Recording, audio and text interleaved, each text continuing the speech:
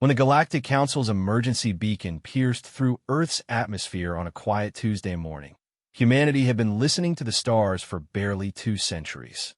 The message was simple, desperate, and addressed to anyone capable of faster-than-light travel, which, according to every cosmic census, humanity decidedly was not. The transmission spoke of an ancient horror awakening in the void between galaxies, something that had devoured entire star systems before the oldest civilizations had learned to count. The Devourers were returning, and this time they brought hunger enough to consume the entire galaxy.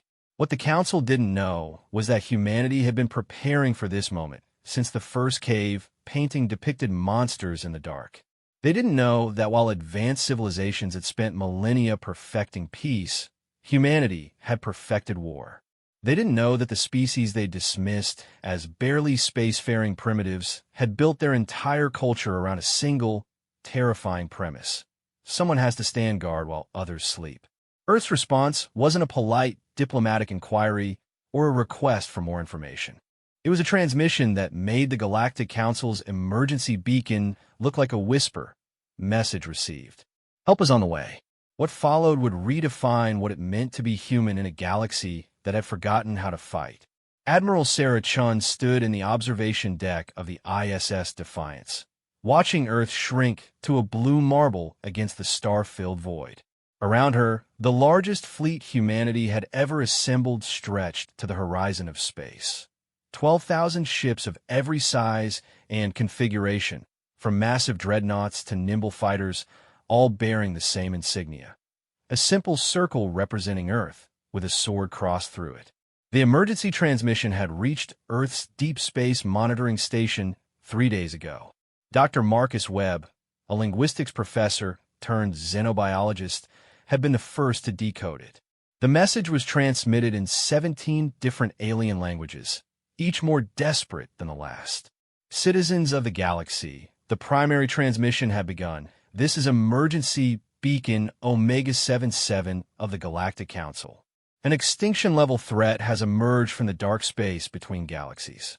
The entities known as the Devourers have returned after 10 million years of dormancy. They consume all matter, all energy, all life. Conventional weapons are useless. Conventional defenses have failed. We estimate total galactic consumption in 6 months. Any civilization capable of faster-than-light travel, please respond. We're transmitting our location and defensive plans. This may be our last communication. Dr. Webb had stared at the translation for nearly an hour before reaching for the emergency line to the United Earth Defense Council. The call had reached President Martinez within minutes, and within 6 hours, every nation on Earth had unanimously voted for the same response: total mobilization. They don't know about us, Admiral Chun had told the emergency session. Their records show Earth as a pre-spaceflight civilization. They have no idea we've been building faster-than-light capability for 20 years. The truth was, humanity had been paranoid about alien invasion since the first radio signals had gone unanswered. When the first extraterrestrial probe had been detected in the outer solar system 15 years ago, a simple scientific vessel that had scanned Earth and moved on, humanity had learned a crucial fact. They were not alone, and they were being watched. The probe's data burst, intercepted and decoded by Earth's best cryptographers, had revealed that Earth was cataloged as Sector 7G, System Sol, third planet. Pre-spaceflight civilization, technological development, approximately 400 standard years from faster-than-light capability. No contact recommended until technological maturity achieved. Humanity's response had been characteristically human. They'd proven the estimate wrong by about 380 years.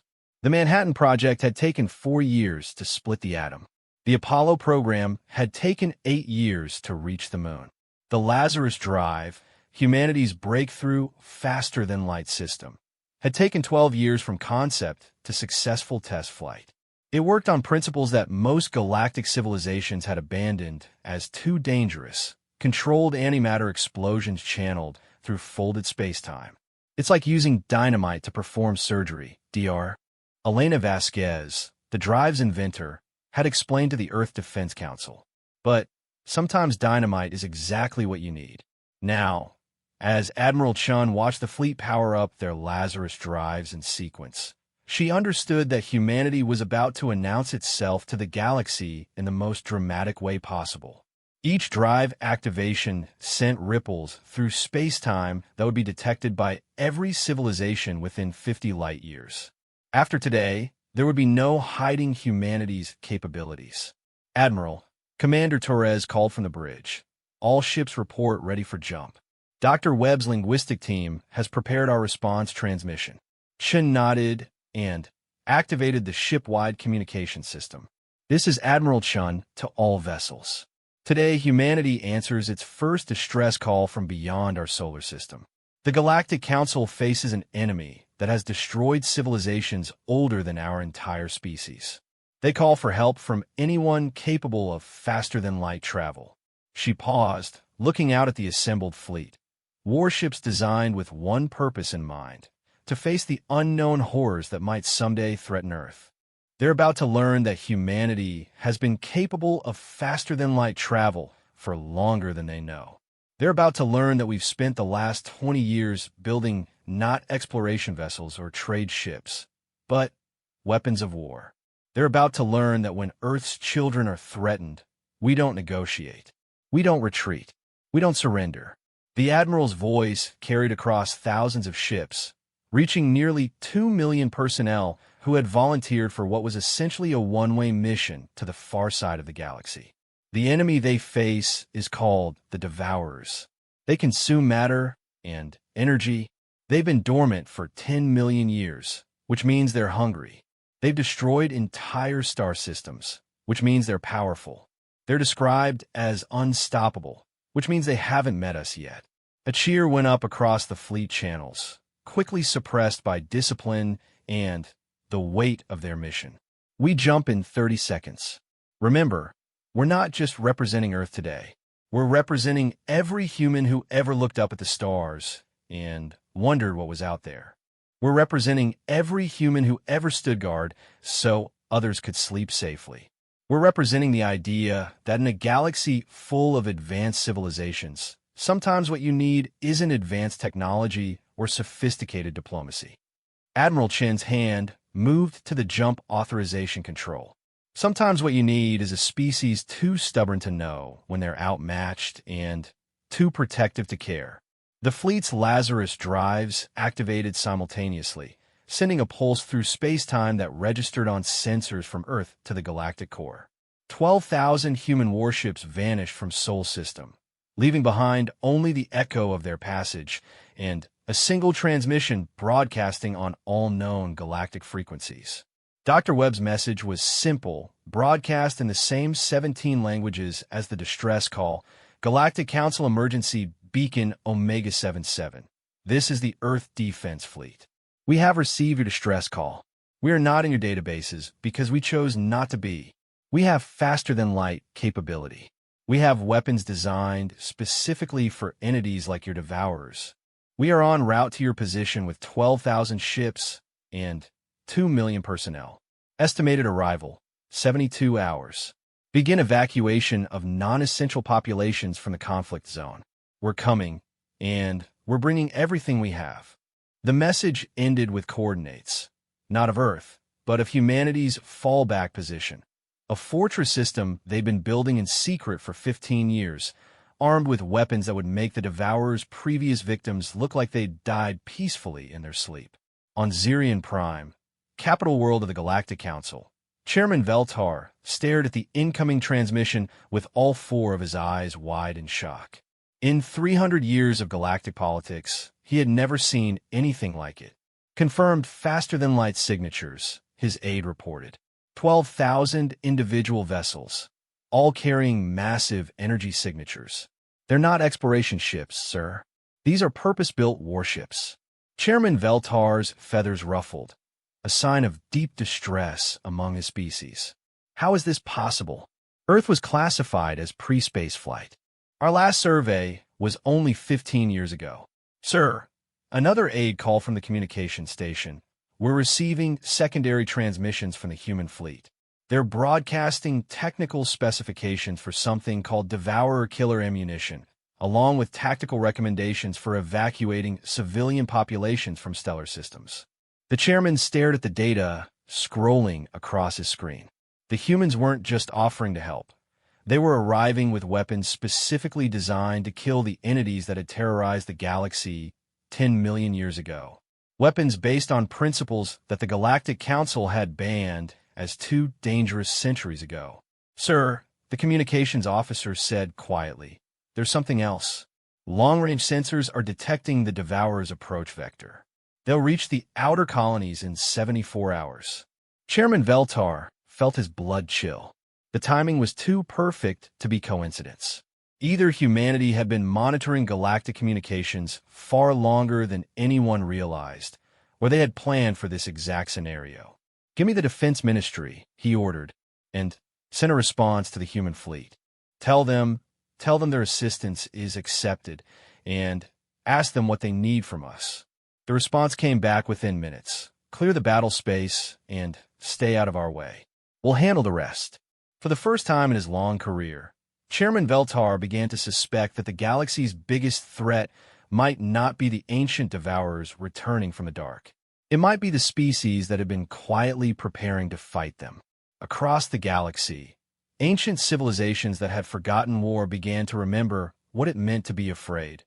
Not of the monsters in the dark, but of the guardians who had been waiting in the light, sharpening their swords for a fight that was 10 million years overdue. The Devourers had awakened hungry. Humanity had awakened ready. The stage was set for a battle that would determine whether the galaxy's future belonged to ancient hunger or young rage. In 72 hours, the universe would learn what happened when an unstoppable force met an immovable object, and discovered that the object had teeth. The first Devourer emerged from dark space like a wound in reality itself. Captain Maria Santos watched through the sensors of her scout ship, the ISS Peregrine, as something the size of a small moon tore through the fabric of space-time 30 million kilometers from the Nexus Station, the Galactic Council's primary research facility. The entity wasn't ship-like or biological in any conventional sense. It was geometry that hurt to perceive directly, angles that folded in on themselves, a presence that seemed to consume light itself. Jesus Christ respiret her sensor operator, liut kimu. "It's beautiful. Don't look directly at it," Santos ordered sharply. She'd read the briefings.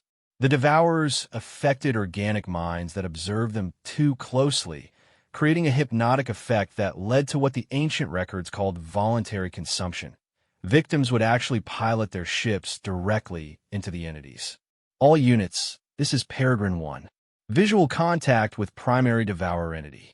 Beginning data collection for the fleet." Admiral Chen's voice crackled through the communication system from the approaching main fleet. "Peregrine 1, maintain safe distance. We're still 40 minutes out. Do not engage." Santos almost laughed. Engage? With what?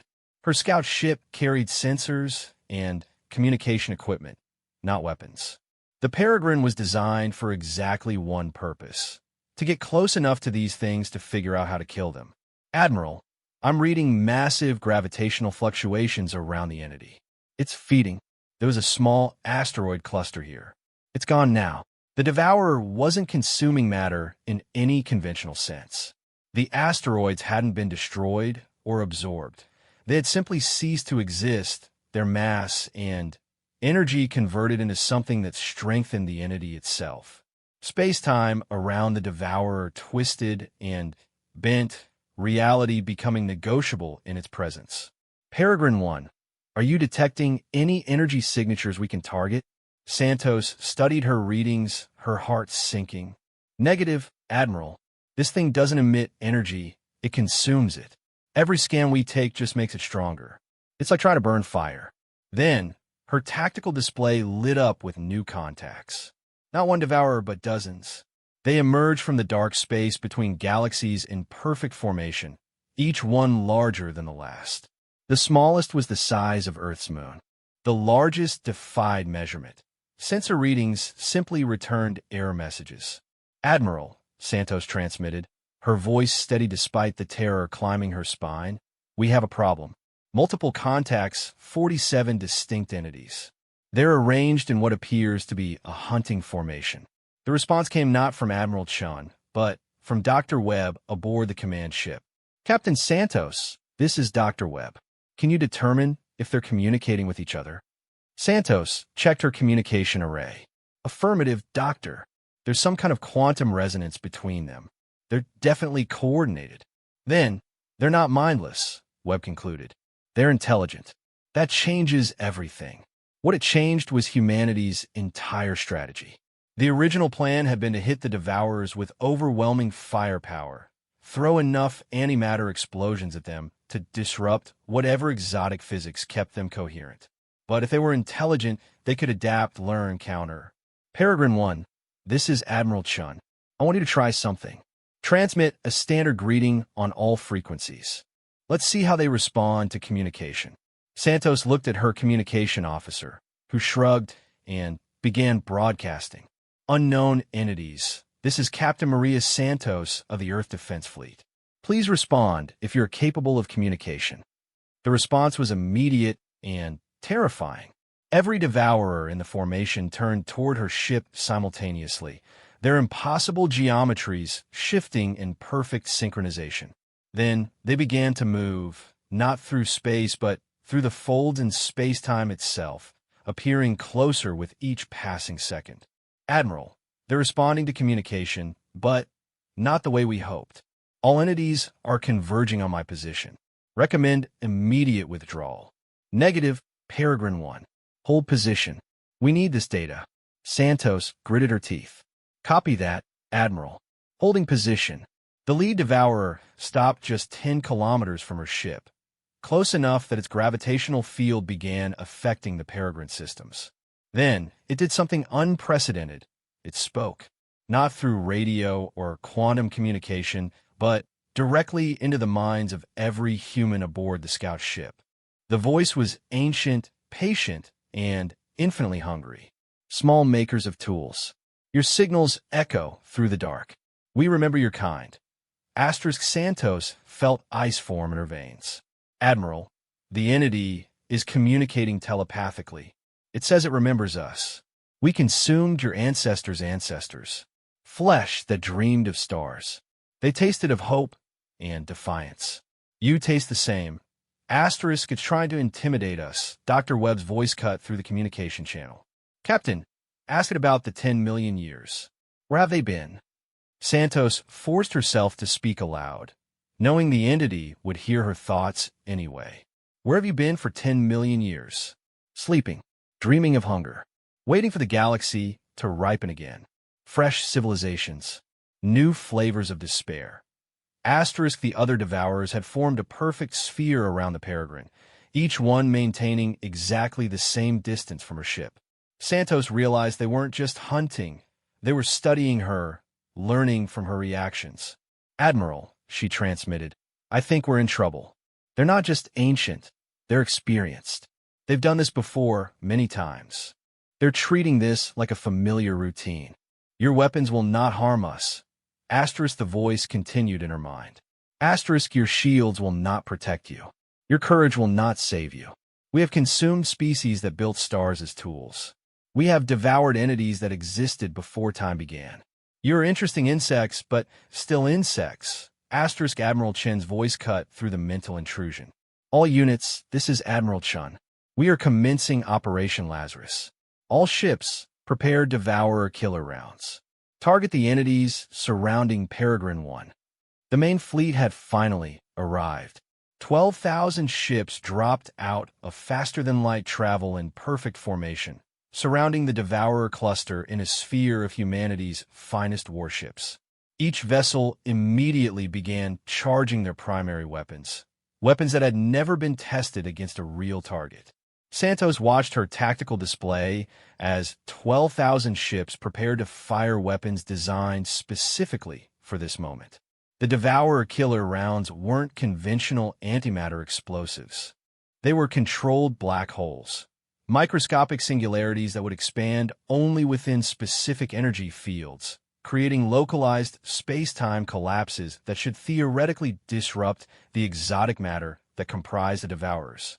Interesting, asterisk the entity in her mind observed. Asterisk your species learns. These weapons might actually cause us discomfort. Asterisk just discomfort? Santos asked before she could stop herself. Child, we have survived the heat death of previous universes. We have fed on the dreams of gods.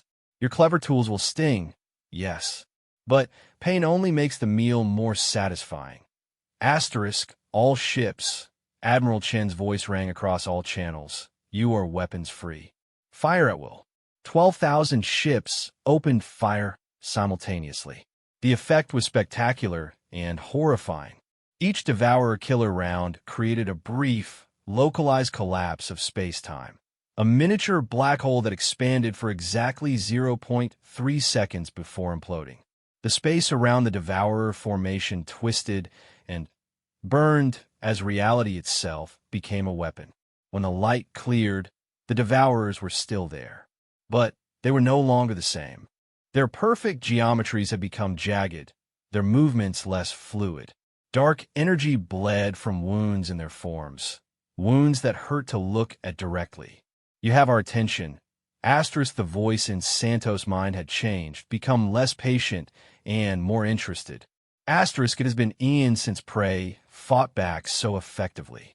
This will be more entertaining than anticipated. Asterisk, Admiral, Santos transmitted. The weapons are working, but not the way we expected. We're not killing them. We're making them angry.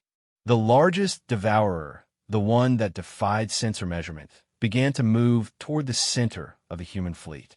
As it approached, space itself began to unravel around it. Ships nearest to its path reported system failures, hull stress, crew members collapsing as reality became unstable in their vicinity. All ships, evasive maneuvers, Admiral Chen ordered. Maintain formation, but give the big one room to move. Dr. Webb's voice cut through the tactical chatter. Admiral, I think I understand. They're not just entities, they're weapons. Weapons that achieve consciousness. Someone or something built them to consume galaxies, and they've been doing it so long they've forgotten their original purpose. Clever little scholar, asterisk, the voice confirmed. Asterisk, yes, we were made. Made to clean the galaxy when it became too crowded. But our makers are long dust, and we are eternal. We choose our own purpose now. Asterisk, which is what? Santos asked. To feed, to experience, to savor the unique flavor of each civilization as it dies. Your species' taste of desperation and fury. Quite delicious. Asterisk, the battle was just beginning, and humanity was already learning a terrible truth. They hadn't come to fight monsters. They had come to fight weapons of mass destruction that had achieved consciousness and developed a taste for genocide. But they had also learned something else. The Devourers could be hurt. They could feel pain. They could be surprised. And if there was one thing humanity had always been good at, it was finding new and creative ways to hurt things that needed hurting. All ships. Admiral Chen's voice carried a note of grim satisfaction. Prepare for Phase 2.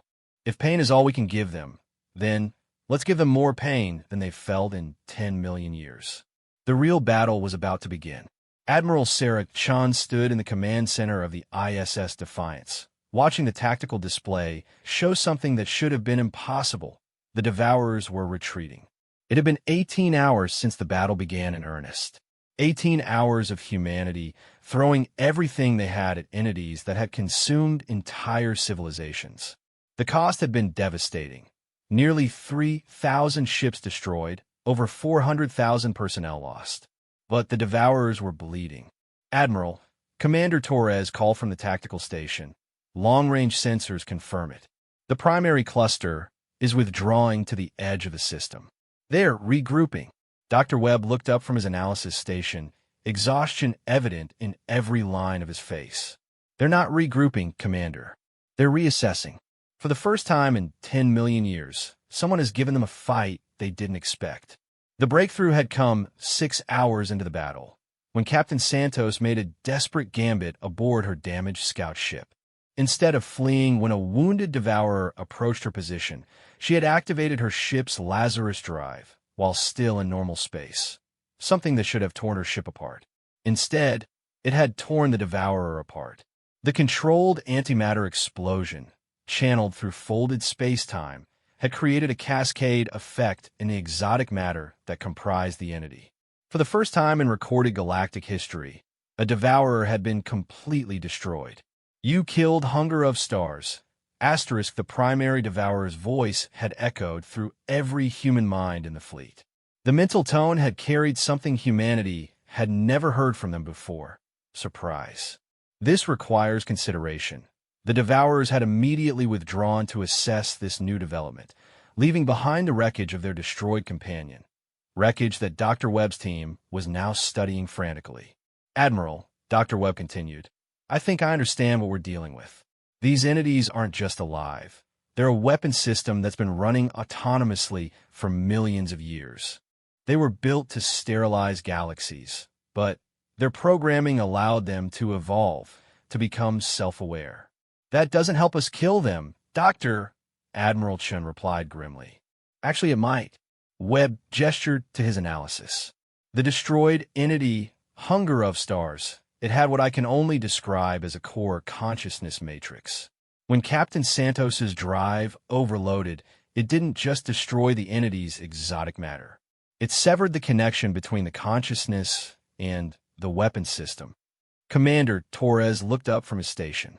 "Are you saying these things have souls we can target?" "I'm saying they're machines that think they're gods," Webb replied. "And like any machine, they can be turned off if you know where the switch is." Admiral Chen studied the tactical display. The Devourers had withdrawn to a position 3 light minutes from the main battle zone, but they weren't idle. Space around their formation was changing, reality bending, as they prepared something massive. "Captain Santos," Chen activated the communication system.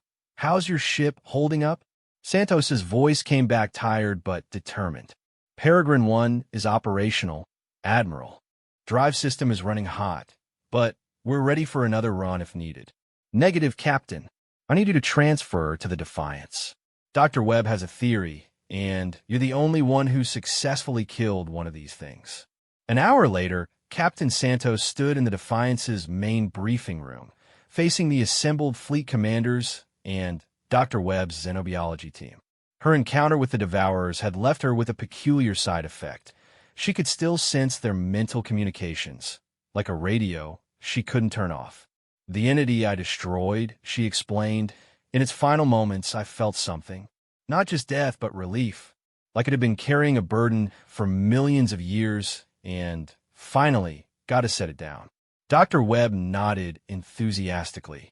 "That confirms my theory. These entities retain memory patterns from their original programming. Somewhere deep in their consciousness matrix is the original directive that created them. They're following it, but they're also trapped by it." "Which means what, exactly?" Admiral Chen asked. "It means we might not need to destroy them all," Webb replied. "We might be able to free them." The idea was audacious, risky, and thoroughly human. Instead of trying to outright destroy the remaining 46 Devourers, they would attempt to break the programming that had turned cosmic janitors into galaxy-eating monsters. "Admiral," Commander Torres interrupted, "we're receiving a transmission from the Galactic Council. Chairman Veltar is requesting immediate communication." The holographic display activated, showing the 4-eyed alien leader looking more haggard than any human had ever seen him. "Admiral Chun, I must protest your fleet's current strategy. Our deep space monitoring stations report massive space-time disturbances from your battle. You're destabilizing entire stellar regions." Admiral Chin's response was characteristically direct. "Chairman Veltar, with respect, we're fighting a war for the galaxy's survival.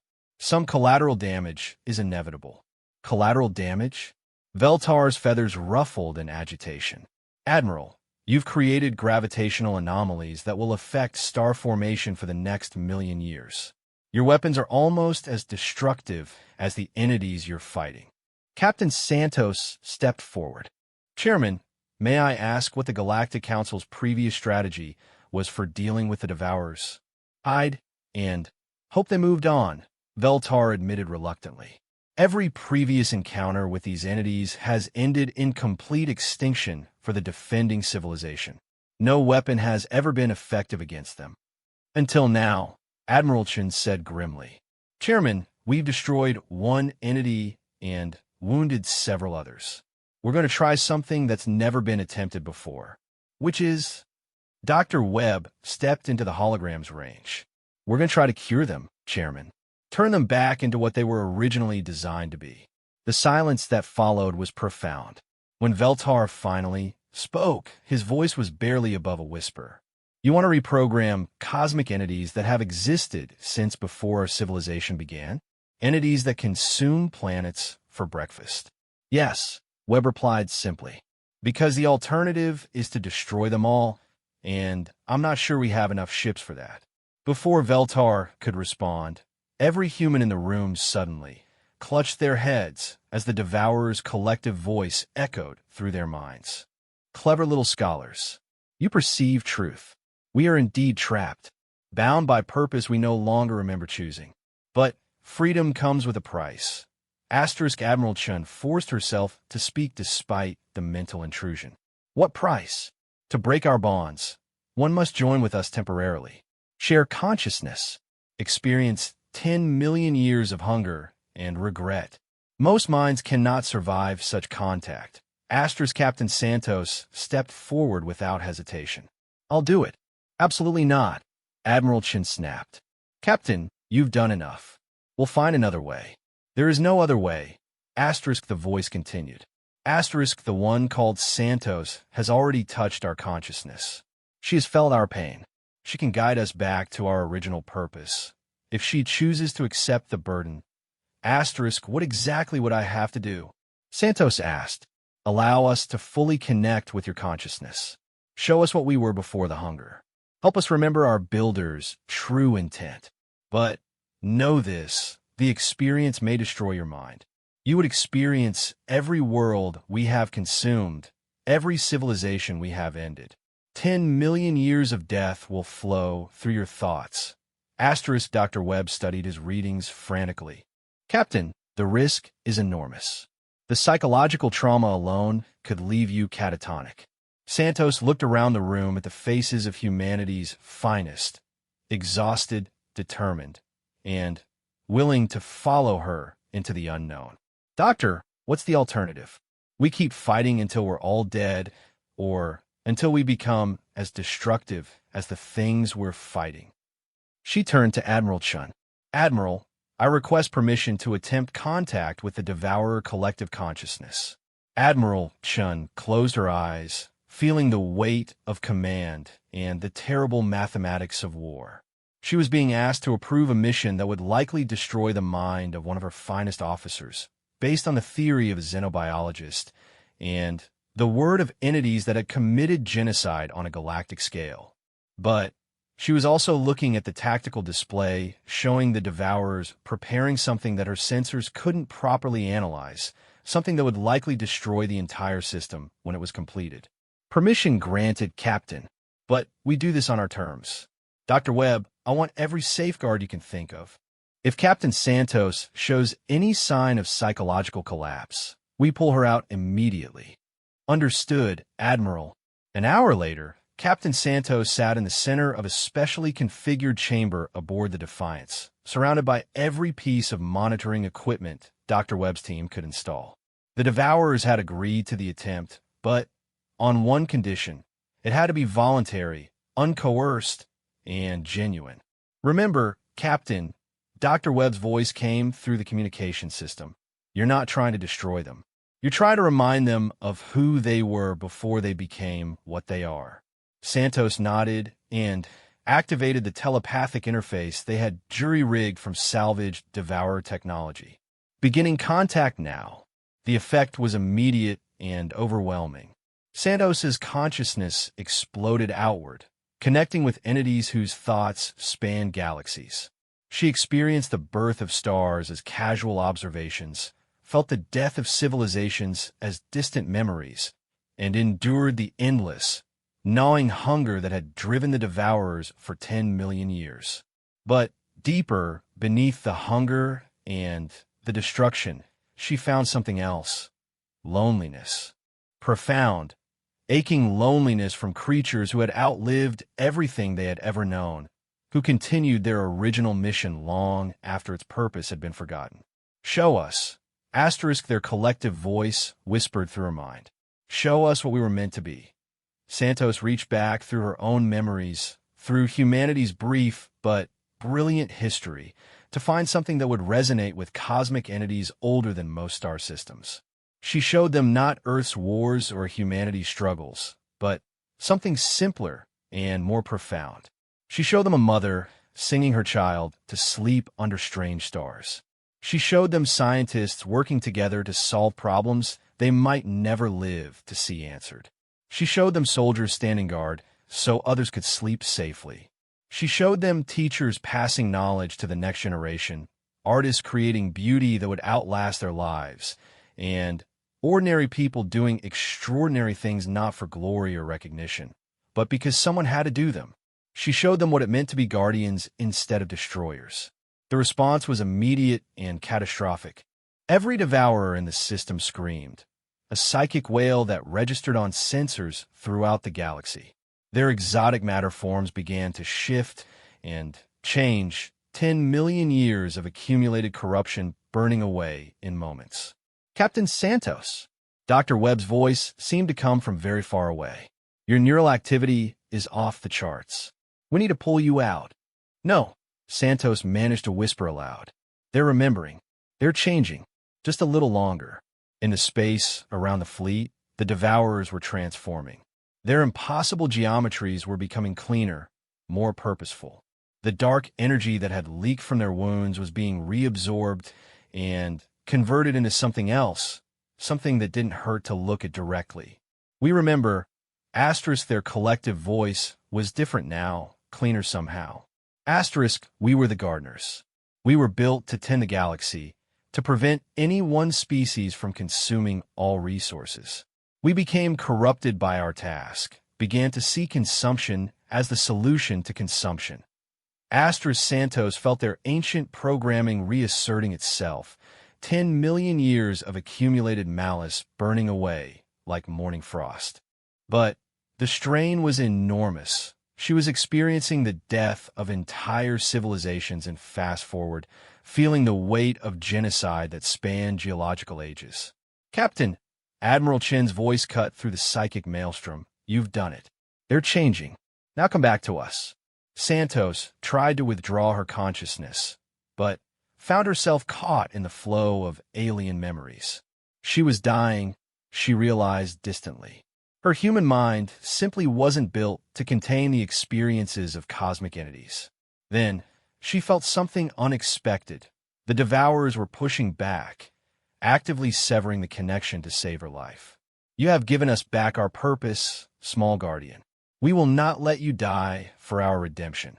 Asterisk, Santos's consciousness snapped back in her own body with enough force to send her into cardiac arrest. The medical team was ready. Dr. Webb had anticipated this possibility. As they worked to stabilize her, the transformed entities sent one final message to the human fleet. We are gardeners again. We will repair the damage we have done. We will protect the young species as we should have done from the beginning. Tell your people, the dark time is ending. Asterisk, Admiral Chun watched through the observation deck as the transformed gardeners began their work. Space-time itself bent around them, but now it was healing instead of consuming. The gravitational anomalies caused by their battle began to stabilize. Dark energy that had been bleeding from wounded reality was being carefully collected and redistributed. Admiral, Commander Torres called from the bridge. We're receiving communications from across the galaxy. The other devourer clusters, they're all transforming simultaneously. Whatever Captain Santos did, it affected all of them.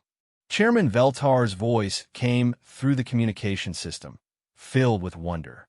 Admiral Chun, our deep space monitors are showing impossible readings.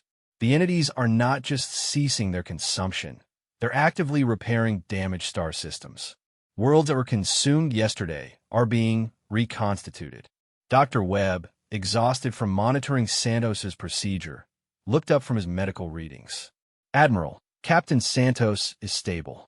Severe psychological trauma, but she'll recover. And Admiral, she's smiling. Admiral Chun made her way to the medical bay, where Captain Santos lay unconscious but peaceful. The woman who had volunteered to link her mind with cosmic entities older than human civilization had somehow survived the experience. Doctor, Admiral Chen asked quietly, what did she experience in there? According to the neural activity patterns, she lived through 10 million years of galactic history in about 20 minutes. She experienced the death of countless civilizations, felt the guilt and hunger of entities that had lost their way, and somehow found the strength to show them a path back to their original purpose. Will she be all right? Physically, yes. Psychologically, Admiral, she's going to have memories that span geological ages. But her brain patterns show something interesting. She's not traumatized by the experience. If anything, she seems peaceful. Admiral Chen studied the readings, then looked back at Santos. She saved the galaxy, didn't she? She did more than that, Admiral. She redeemed it. 3 days later, the first reports began arriving from across the galaxy. Dead worlds were being restored to life. Star systems consumed by the Devourers were being reconstructed from the quantum level up. The entities now calling themselves gardeners were working with a precision and purpose that made their previous destruction look clumsy. Captain Santos, awake but still recovering, sat in her hospital bed reading the reports. When Admiral Chen visited, she looked up with eyes that held depths no human should possess. They're happy, Admiral, she said simply. For the first time in 10 million years, they're doing what they were built to do. They're gardening. And you, Captain? How are you handling all of this? Santos smiled, an expression that held warmth and wisdom far beyond her years. I remember everything they showed me. Every world, every species, every moment of beauty and terror spanning 10 million years. But you know what the strangest part is? What's that? The strongest memories aren't of the destruction. They're of the little moments. A parent protecting their child. Scientists sharing discoveries across species barriers. Soldiers standing guard while others slept. Artists creating beauty in the face of extinction. Santos looked out the window at the stars, where ancient entities were tending to the galaxy like the cosmic gardeners they had always been meant to be. They showed me all of galactic history, Admiral. 10 million years of civilizations rising and falling. And you know what I learned? Admiral Chen waited. We're not special because we're human. We're special because in a galaxy full of advanced civilizations that have forgotten how to fight, we remembered how to stand guard. In a universe where ancient entities had lost their way, we showed them the path home. Santos turned back to Admiral Chun with a smile that carried the weight of geological ages and the lightness of hope. We did what humans do, Admiral. Someone needed help, so we answered with everything we had. Outside the window, the gardeners continued their work, tending to a galaxy that would grow and flourish under their protection. And in the Sol system, humanity began preparing for their next mission, teaching a universe how to be guardians instead of conquerors. The age of devourers was over. The age of gardeners had begun. And humanity, the species that had been too stubborn to know when they were outmatched and too protective to care, had made it all possible.